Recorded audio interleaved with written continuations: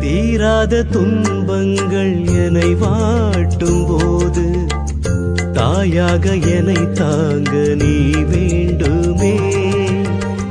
தீர்வில்லா குழப்பங்கள் என்னை சூழும் போது தந்தையா என்னை தாங்க நீ வேண்டுமே.